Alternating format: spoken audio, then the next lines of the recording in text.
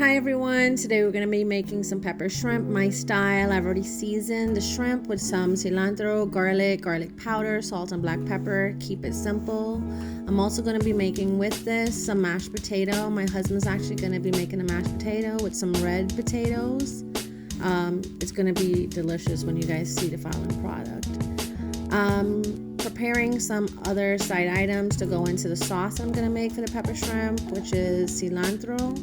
Chop away, some garlic, some onions, some bell peppers, and then we're also gonna have our ginger that's gonna come up for its spotlight preview momentarily.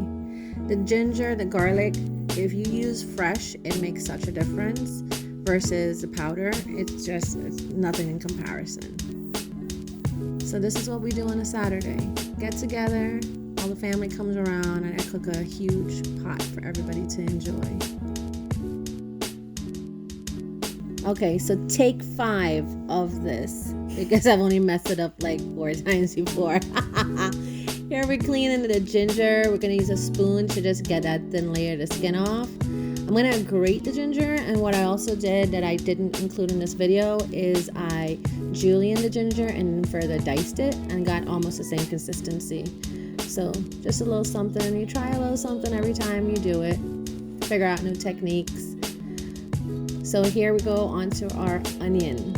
I put about 5 onions in this recipe, pretty much like an onion for every pound of shrimp that I prepared.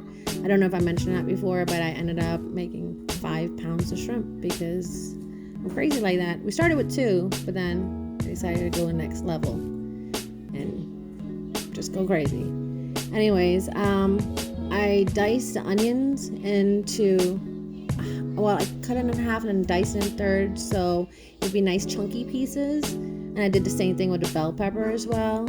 Cut the top off to save it because those pieces are still good. And then I used a smaller knife to just cut the inside, scoop out the seeds, knock it onto the next. With this red one, if you notice, there's a lot more to the top. So I'm gonna cut the sides off of the top and save as much of the pepper itself as possible. If you guys buy bell peppers and so forth, you know this is pretty expensive, so you wanna save as much of it as you can. So to recap on the ingredients, it was 5 bell peppers, 4 green, 1 red, 5 onion diced, 1 bunch of cilantro, about 12 cloves of garlic, and you guys saw the size of the ginger. Now we're on to the mashed potatoes. So don't let any butter shame you. Do you like how I did that? Don't let anybody butter shame you. So put as much butter as your heart desires. We put 2 of these wooden spoons, 2 hearty servings of it, to a 5-pound bag of red potatoes. And then our secret ingredients is going to come in here. That's the Boursin cheese. It's a garlic and fine herb Garnier cheese. That is going to set off this mashed potato. You want to impress somebody and make them think that you bought it from the store? Put that cheese in there. Next level. I used to use just regular cream cheese, chives and onions. Never again. Regular whipping cream. That's another one. Stop with the regular milk. It's just going to thin out the mashed potato. Use some whipping cream in there. It's going to knock it up to another level, let me tell you. Mash away, turn. This is kind of when I told my husband, let's go back to the spoon. And you just want to get everything mixed in there really nicely. If I didn't mention, you want to do this while the potato is still hot. And so that the butter will melt, the cheese will melt.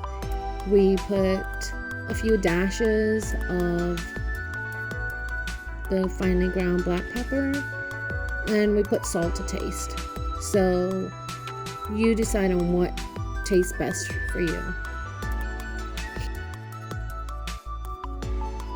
And here we go with the visual aesthetics that my daughter says is pleasing to the eye. While we were doing this, I had also put some cornstarch in the shrimp to absorb as much moisture as possible before frying so the oil doesn't splash all over the place and I get burnt like most cooks do. So I use this entire bottle of oil, by the way.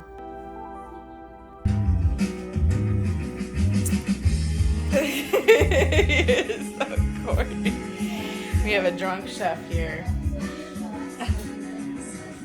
I don't have any eyebrows on. We can show how I evolve in my YouTube. Oh my god, how I evolve. A year from now, I'll be looking like old girl on the road where her cleavage. TT's out. You're gonna get a lot more. So right now, I have a high neck, and in a year, I say pull the guns out early on. Bam! not belly, not boob. So stupid. Okay, now we're on to the green onions, scallions, whatever you want to call them. We're just gonna chop away. This I use half in the sauce while it's cooking, and the other half I use to garnish at the end, pretty much. The fresh green onions really give the meal a nice aroma and flavor. So I decided at the last minute, let's put some tomatoes in here. Have a little tomato basty. I hadn't made this dish in quite a little while, so I was just winging it. Now we move on to frying the shrimp, and as you notice, I don't know if you can notice, it's really not splashing a lot, it's just frying, and that's because the cornstarch that I mixed into the shrimp before putting it to fry. Good Lord, that is delicious. No joke. Okay, so let me explain why I do this. You'll see a lot of videos where they take the shell off and they devein and all this good stuff. I like the shell on, deveined, head off. Whatever floats your boat, right? This is why I do it, because when you deep fry the shrimp with the shell on and you finally do mix the shrimp with this glorious sauce that you're gonna see me making in a little while. Why did I say sauce that way? I have no idea. You are gonna be like, what the fudge? Because the shrimp shell catches that sauce. It's so delicious. As you can see, I'm a little mocha, but you know, it's neither here nor there. My husband's Mexican, so that's why you hear me pronounce things a certain way or not. When I get mad, the Trini accent will come out. Or if anybody that's Trini comes around me, the Trini accent will automatically come out. These are the ingredients that I used. Now, I'm not making anybody's pepper shrimp. I'm making my pepper shrimp. So don't judge. This is what I like. This is how I like to make it. And since it's free for the people that are eating it, they don't complain either. So you're good. There we go. Put the sesame oil, the garlic, the ginger. As soon as you put that garlic and that ginger and that sesame oil and it starts just sauteing, oh my gosh, it's gonna just, the fragrance is so pungent, it's just gonna smell in the entire house. So maybe I waited a little too long before throwing the other vegetables, but that's alright. How do we fix it? Add a little more oil, add some veggies. It's gonna soften up everything at the bottom of that pot.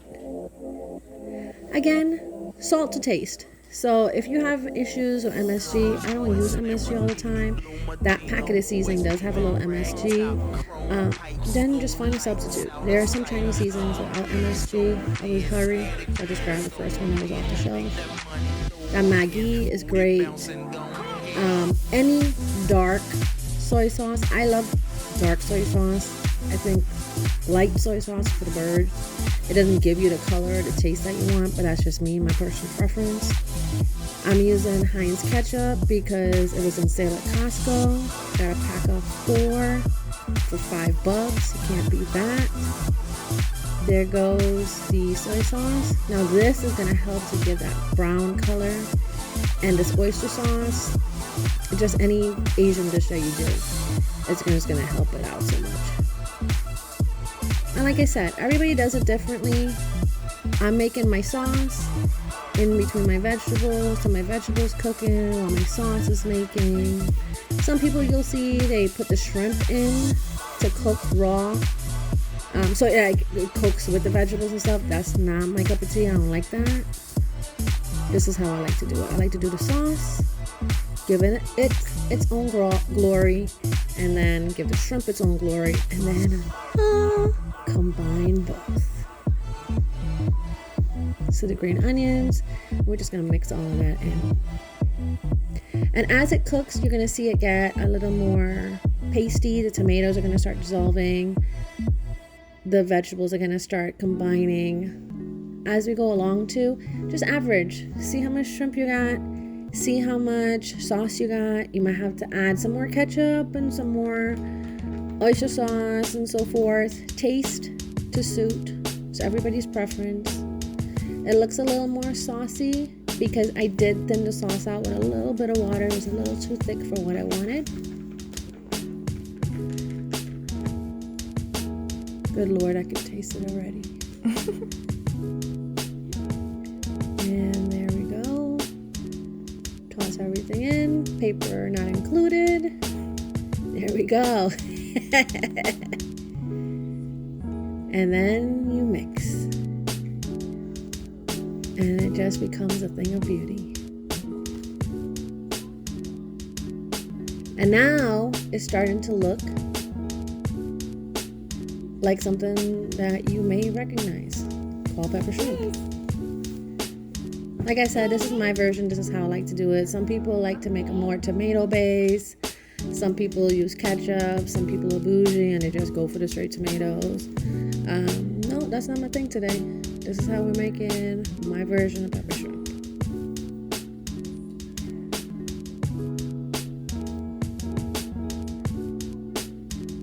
Okay, so if we're just fast forward to the taste of this, it literally make you want to slap your mama. It's that good.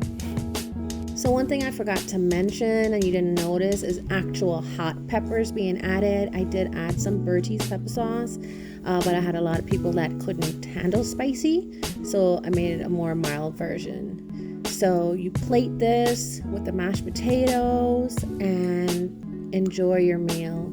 Thank you guys so much for following me and tuning in. Until next time, bon appetit.